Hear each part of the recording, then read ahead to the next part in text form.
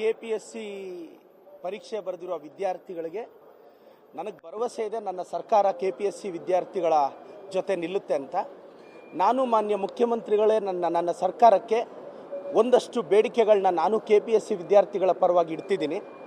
ಮೊದಲನೇದೇನು ಅಂದರೆ UPSC ಮಾದರಿಯಲ್ಲೇ ನಮ್ಮ KPSC ನಡೀಬೇಕು. UPSC ಅವ್ರು ಯೂನಿಯನ್ ಪಬ್ಲಿಕ್ ಸರ್ವಿಸ್ ಕಮಿಷನ್ ಅವ್ರು ಏನು ಮಾಡ್ತಾರೆ, ಎವ್ರಿ ಇಯರ್ ಎಕ್ಸಾಮ್ ನಡೆಸ್ತಾರೆ. 1 ಇಯರ್ಗಿಂತ ಮುಂಚೆ ಕ್ಯಾಲೆಂಡರ್ ಆಫ್ ಈವೆಂಟ್ಸ್ನ ಪಬ್ಲಿಷ್ ಮಾಡ್ತಾರೆ. ಸೊ ಮುಂದಿನ ವರ್ಷ ಮೇಯಲ್ಲಿ ಪ್ರಿಲಿಮ್ಸು, ನೆಕ್ಸ್ಟ್ ಆಗಸ್ಟಲ್ಲಿ ಮೇನ್ಸು, ಮತ್ತು ವೈವಾ ಇರುತ್ತಿದೆ. ಎಂಟೈರ್ ಸೈಕಲ್ ಒಂದು 10 to 11 ಮಂತ್ಸಲ್ಲಿ ನಡೀತಿದೆ. ಆದರೆ ನಮ್ಮ ಕರ್ನಾಟಕದ KPSCಯಲ್ಲಿ ಯಾವಾಗಲೂ 3 ವರ್ಷಕ್ಕೋ 4 ವರ್ಷಕ್ಕೋ ಒಮ್ಮೆ ಎಕ್ಸಾಮ್ ಕರೀತಿದ್ದಾರೆ. ಮತ್ತು ಅದು ಭಾಳಷ್ಟು ಜನ ಅಭ್ಯರ್ಥಿಗಳಿಗೆ ಏಜ್ ರಿಲ್ಯಾಕ್ಸೇಷನ್ ಇದ್ದರೂ ಸಹ ಅವರು ಪಾಪ ಸೆಲೆಕ್ಟ್ ಆಗೋದು ಕಷ್ಟ ಆಗ್ತಿದೆ. ಸೊ ನಾನು ನನ್ನ ಸರ್ಕಾರಕ್ಕೆ ವಿನಂತಿ ಮಾಡ್ತಿದ್ದೀನಿ, ಇವತ್ತು ಮಾನ್ಯ ಮುಖ್ಯಮಂತ್ರಿಗಳ ಗಮನಕ್ಕೆ ತರ್ತಾ ಇದ್ದೀನಿ. ಎವ್ರಿ ಇಯರ್ KPSC ಎಕ್ಸಾಮ್ ನಡಿಬೇಕು, ಎಷ್ಟು ಪೋಸ್ಟ್ಗಾದರೂ ಆಗಲಿ. ಮತ್ತು 1 ಇಯರ್ ಮುಂಚೆ ಕ್ಯಾಲೆಂಡರ್ ಆಫ್ ಈವೆಂಟ್ಸ್ನ ಪಬ್ಲಿಷ್ ಮಾಡಬೇಕು. ಇಲ್ಲಿ ಸಮಸ್ಯೆ ಏನು ಅಂದರೆ ಪಾಪ ನಮ್ಮ ಕನ್ನಡ ಮಾಧ್ಯಮದ ವಿದ್ಯಾರ್ಥಿಗಳ ಸೆಲೆಕ್ಷನ್ ರೇಟ್ ಹಾರ್ಡ್ಲಿ 15% 20% ಇದೆ. ಈ ಸಮಸ್ಯೆ ಯಾಕಾಗುತ್ತೆ ಅಂದರೆ, ಈಗ UPSC ಅಲ್ಲಾದರೆ ಎವ್ರಿ ಇಯರ್ ಮೇಗೆ ಪ್ರಿಲಿಮ್ಸ್ ಬರೀಬೇಕಾಗಿರೋದ್ರಿಂದ 1 ಇಯರ್ ಮುಂಚೆ ಕರೆಂಟ್ ಇವೆಂಟ್ಸ್ನ ಬೈ ಡಿಫಾಲ್ಟ್ ಓದ್ಕೊತಾರೆ, ಅದರಲ್ಲಿ ಪ್ರಶ್ನೆಗಳು ಬರುತ್ತೆ. ಆದರೆ ಇವರು 4 ವರ್ಷಕ್ಕೊಂದ್ಸಲ KPSC ಎಕ್ಸಾಮ್ ಕರೆದಾಗ ಕರೆಂಟ್ ಇವೆಂಟ್ಸ್ ಅಂದರೆ ವರ್ಷದ್ದು ಓದಬೇಕಾ, 4 ವರ್ಷದ್ದು ಓದಬೇಕಾ? ನೀವು 4 ವರ್ಷದ ಕರೆಂಟ್ ಇವೆಂಟ್ಸ್ ಅಂದರೆ ಅದೇ ಒಂದು 5-6 ಸಾವಿರ ಪೇಜ್ ಆಗುತ್ತೆ. ಸೊ ಈ ಎವ್ರಿ ಇಯರ್ ಎಕ್ಸಾಮ್ ನಡೆಸೋದ್ರಿಂದ ಸ್ಟೂಡೆಂಟ್ಸ್ಗೆ ಕರೆಂಟ್ ಇವೆಂಟ್ಸ್ ಓದ್ಕೊಳ್ಳೋಕೆ ಅನುಕೂಲ ಆಗುತ್ತೆ. ಮತ್ತು ನೋಡಿ ಸರ್, ಒಂದು 10 ಲಕ್ಷ ಜನ UPSC ಬರೆದ್ರೆ, ಅಂದರೆ 10 ಲಕ್ಷ ಜನ UPSC ಎಕ್ಸಾಮ್ ಕಟ್ಟಿದ್ರೆ ಒಂದು 5.5 to 6 ಲಕ್ಷ ಜನ UPSC ಪ್ರಿಲಿಮ್ಸ್ಗೆ ಅಟೆಂಡ್ ಆಗ್ತಾರೆ. ಅಂದರೆ ಒಂದು 50% 55% ಎಕ್ಸಾಮ್ ಬರೀತಾರೆ ಅಂತ. UPSC ಅವರು 15 ದಿನದಲ್ಲಿ ಪ್ರಿಲಿಮ್ಸ್ ರಿಸಲ್ಟ್ ಡಿಕ್ಲೇರ್ ಮಾಡ್ತಿದ್ದಾರೆ. ಆದರೆ ನಮ್ಮ KPSCಯಲ್ಲಿ 15 ದಿನದಲ್ಲೇ ರಿಸಲ್ಟ್ ಡಿಕ್ಲೇರ್ ಆಗಬೇಕು. ಮತ್ತು ಒಂದು 2-2.5 ತಿಂಗಳಲ್ಲಿ, ಈ ವರ್ಷ ಪ್ರಿಲಿಮ್ಸ್ ಮತ್ತು ಮೇನ್ಸ್ ಮಧ್ಯೆ ಹಾರ್ಡ್ಲಿ 2.5 ತಿಂಗಳಿದೆ ಗ್ಯಾಪು. ಸೊ ಅದನ್ನು ಮೇನ್ಸ್ಗೆ ಬೇಗ ತಂದು ಇಂಟರ್ವ್ಯೂ ಬೇಗ ಮುಗಿಸಿ ಒಂದು 10 ಮಂತ್ಸಲ್ಲಿ ಸೈಕಲ್ ಮುಗಿಸ್ಬೇಕು.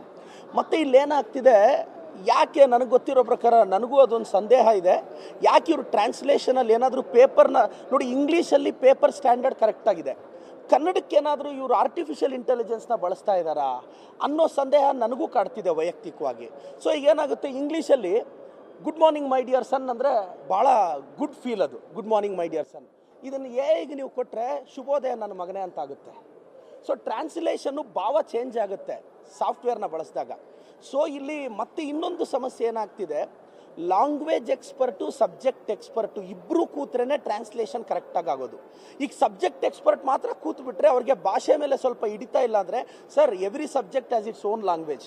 ಈಗ ನಾನು ಬಯೋ ಟೀಚರು, ಬಯಾಲಜಿಗೆ ತನ್ನದೇ ಆದಂಥ ಲ್ಯಾಂಗ್ವೇಜ್ ಇದೆ.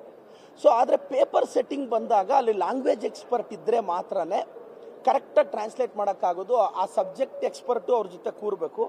ನಂತರ ಸಿಲೆಬಸ್ ಓಕೆ, ಆದರೆ ಮೇನ್ ಸಿಲೆಬಸ್ಸಲ್ಲಿ ಸ್ವಲ್ಪ ರಿಫಾರ್ಮ್ಸ್ ಬರಬೇಕು ಅನ್ನೋದು ನನ್ನ ಅಭಿಪ್ರಾಯ. ಈಗ ಪೇಪರ್ 3ಅಲ್ಲಿ ಸೆಕ್ಷನ್ 3 ಅಂತಿದೆ ಮ್ಯಾನೇಜ್ಮೆಂಟಲ್ಲಿ, ಅಲ್ಲಿ ಪಬ್ಲಿಕ್ ಮ್ಯಾನೇಜ್ಮೆಂಟು ಮತ್ತು ಈ ಅಡ್ಮಿನಿಸ್ಟ್ರೇಷನಲ್ಲಿ ಸ್ವಲ್ಪ ಟಾಪಿಕ್ಸ್ ಎಲ್ಲೋ ಔಟ್ಡೇಟೆಡ್ ಅಂತ ನನ್ನ ವೈಯಕ್ತಿಕ ಅಭಿಪ್ರಾಯ. ಅದು ಸ್ವಲ್ಪ ರಿಫಾರ್ಮ್ ಆಗಬೇಕು ಅಂತ. ಮತ್ತು ಎವ್ರಿ ಇಯರ್ ಎಕ್ಸಾಮ್ ನಡೆಸಿದ್ರೆ ಲಾಸ್ಟ್ 1 ಇಯರ್ ಕರೆಂಟ್ ಇವೆಂಟ್ಸು ನಮ್ಮ ಸ್ಟೂಡೆಂಟ್ಸ್ ಓದ್ಕೊತಾರೆ. ಎವ್ರಿ ಇಯರ್ UPSC ಎಕ್ಸಾಮ್ ನಡಿಬೇಕು. ಮತ್ತು KPSC ಮೆಂಬರ್ ಸಂಖ್ಯೆ ಕಡಿಮೆ ಆಗಬೇಕು. ವೈವಾನ ತುಂಬ ಟ್ರಾನ್ಸ್ಪರೆಂಟಾಗಿ ನಡೆಸಬೇಕು.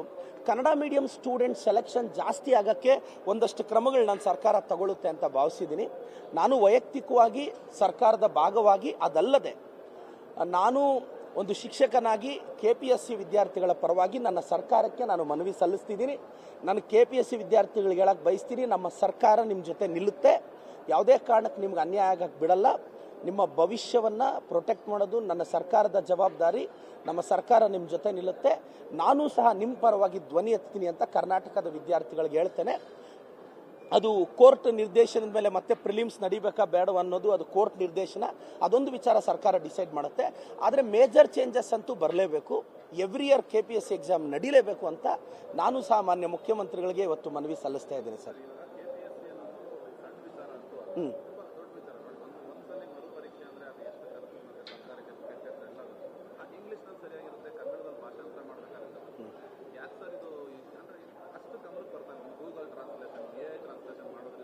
ಈಗ ಅವರು KPSC ಅವ್ರು ಹೇಳ್ತಾ ಇದ್ದಾರೆ, ನಾವು ಸಬ್ಜೆಕ್ಟ್ ಎಕ್ಸ್ಪರ್ಟ್ ಇಟ್ಟರೆ ಟ್ರಾನ್ಸ್ಲೇಟ್ ಮಾಡ್ತಿದ್ದೀವಿ ಅಂತ. ನನಗೆ ಇವತ್ತು ಅರ್ಥ ಆಗದಿರೋದು, ನಾನು ಒಂದು ಕೋಚಿಂಗ್ ಸೆಂಟರ್ ನಡೆಸ್ತೀನಿ, ನಾನು ಪ್ರತಿದಿನ ಪರೀಕ್ಷೆ ನಡೆಸ್ತೀನಿ. ಆದರೆ ಪ್ರತಿದಿನ ಪರೀಕ್ಷೆಯಲ್ಲೂ ನಮ್ಮದು ಔಟ್ ಆಫ್ 100 ಪೇಪರ್ಸ್ ಯಾವುದೋ 2-3 ಪೇಪರಲ್ಲಿ ಎರರ್ ಇರುತ್ತಷ್ಟೇ. ನಾವು ಡೈಲಿ ಎಕ್ಸಾಮ್ ನಡೆಸೋರು ನಾವೇ ಪೇಪರಲ್ಲಿ ಎರರ್ ಬರಕ್ಕೆ ಬಿಡ್ತಾ ಇಲ್ಲ. ಒಂದು KPSC ಏಜೆನ್ಸಿಯವ್ರು ಯಾಕೆ ಇಷ್ಟು ನೆಗ್ಲೆಕ್ಟ್ ಮಾಡ್ತಿದ್ದಾರೆ? ನನ್ನ ಅಭಿಪ್ರಾಯ ಏನು ಅಂದರೆ, KPSC ಫಸ್ಟು ಆ KPSC ಬಿಲ್ಡಿಂಗಲ್ಲಿ ಗ್ರೂಪ್ ಸಿ, ಗ್ರೂಪ್ ಡಿ ಕೆಲವೆಲ್ಲ 15-20 ವರ್ಷದಿಂದ ಅಲ್ಲೇ ತಳ ಊರಿಬಿಟ್ಟಿದ್ದಾರೆ. ಫಸ್ಟು ಅವ್ರನ್ನ ತೆಗೆದ್ರೆ ಇದು ಸಮಸ್ಯೆ ಬಗೆಹರಿಯುತ್ತೆ. ಮತ್ತು ಅಲ್ಲಿ ಪಟ್ಟಭದ್ರ ಹಿತಾಸಕ್ತಿಗಳು ಬಂದು ಕುತ್ಕೊಂಡ್ಬಿಟ್ಟಿದ್ದಾರೆ. ನನ್ನ ವೈಯಕ್ತಿಕ ಅಭಿಪ್ರಾಯ ಇದು. ಅವ್ರನ್ನ ಚೇಂಜ್ ಮಾಡಬೇಕು. ಮೋರ್ ದೆನ್ 2 ಇಯರ್ಸ್ ಯಾರ್ಯಾರು ಇದ್ದಾರೋ ಎಲ್ಲರನ್ನೂ ತೆಗೆದ್ರೆ ಇದಕ್ಕೊಂದು ಅರ್ಥ ಬರುತ್ತೆ. ನಾನು ಈ ವಿಚಾರನೂ ಸರ್ಕಾರದ ಗಮನಕ್ಕೆ ತರ್ತೀನಿ. ನೋಡಿ, ಈಗ ಎಂಥ ಚಾಲೆಂಜಸ್ ಗೊತ್ತಾ ಸರ್? 5,000 ಜನ ಹುಡುಗರಿಗೆ ಮೇನ್ಸಿಗೆ ಸೆಲೆಕ್ಟ್ ಆಗಿದ್ದಾರೆ. ಈಗ ಮತ್ತೆ ಪ್ರಿಲಿಮ್ಸ್ ಬರೀರಿ ಅಂದರೆ ಅವ್ರ ಭವಿಷ್ಯ ಏನಾಗಬೇಕು? ಹೋಗ್ಲಿ ಪಾಪ, ಕಟ್ ಆಫಿಂದ ಈ ಟ್ರಾನ್ಸ್ಲೇಷನಿಂದ ಎಷ್ಟೋ ಜನ ಹುಡುಗರು ಪ್ರಿಲಿಮ್ಸ್ ಫೇಲ್ ಆಗಿದ್ದಾರೆ. ಈಗ ಪಾಪ, ಈಗ ಪ್ರಿಲಿಮ್ಸ್ ನಡೆಸೋದಾ ಇಲ್ಲ ಮೇನ್ಸ್ ಬರೆಯಕ್ಕೆ ಬಿಡೋದಾ? ನನಗೆ ಒಂಥರ ಏನಪ್ಪ, ಏನು ಡಿಸಿಷನ್ ತಗೊಳ್ಳೋದು ಅನ್ಸೋದಿದೆ. KPSC ಕರೆಕ್ಟಾಗಿ ನಡೆಸಿದ್ದಿದ್ರೆ ಈ ಸಮಸ್ಯೆ ಆಗ್ತಿರ್ಲಿಲ್ಲ. ಸೊ ನಾನು ಮಾನ್ಯ ಮುಖ್ಯಮಂತ್ರಿಗಳ ಸರ್ಕಾರದ ಗಮನಕ್ಕೆ ನಾನು ಸೀರಿಯಸ್ ಆಗಿ ತರ್ತೀನಿ. KPSC ವಿದ್ಯಾರ್ಥಿಗಳಿಗೆ ಯಾವುದೇ ಕಾರಣಕ್ಕೆ ಅನ್ಯಾಯ ಆಗಕ್ಕೆ ನಾನು ಬಿಡಲ್ಲ. ನಾನು KPSC ಅಭ್ಯರ್ಥಿಗಳ ಪರವಾಗಿ ಸರ್ಕಾರದಲ್ಲಿ ನಾನು ಧ್ವನಿ ಎತ್ತೀನಿ ಅಂತ ನಾನೊಂದು ಶಿಕ್ಷಕನಾಗಿ, ಜವಾಬ್ದಾರಿಯುತ ಶಾಸಕನಾಗಿ ನನ್ನ ಜನಕ್ಕೆ, ವಿಶೇಷವಾಗಿ ನನ್ನ ವಿಧಾನಸಭಾ ಕ್ಷೇತ್ರದ ವಿದ್ಯಾರ್ಥಿಗಳು ಭಾಳ ಅಪ್ರೋಚ್ ಆದರೂ ಅವ್ರಿಗೂ ಭರವಸೆ ಕೊಡ್ತಾ ಇದ್ದೀನಿ ಸರ್.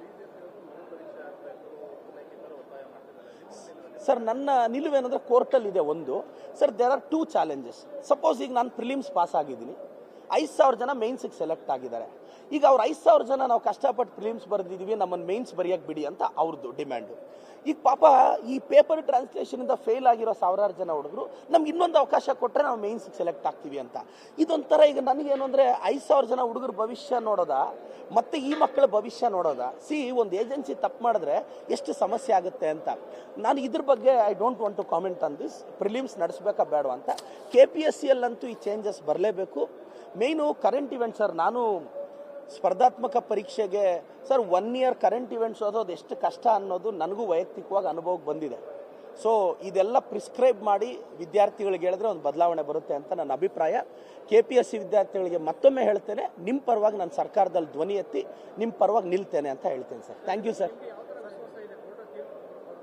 ಸರ್, ಅದು ಕೋರ್ಟ್ ತೀರ್ಪನ್ನ ಇಲ್ಲ, ಸಾಹೇಬರು KPSCನ ರಿವ್ಯಾಂಪ್ ಮಾಡ್ತೀವಿ ಅಂತ ಹೇಳಿದ್ದಾರೆ. ನನಗೆ ನಂಬಿಕೆ ಇದೆ.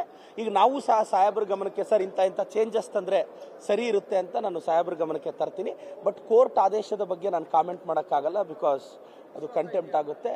ಅಂದರೆ ಕೋರ್ಟ್ ಆರ್ಡರ್ ಏನು ಬರುತ್ತೋ ಅದನ್ನು ರೆಸ್ಪೆಕ್ಟ್ ಮಾಡ್ತೇವೆ sir. And I don't want to comment on that. Thank you sir.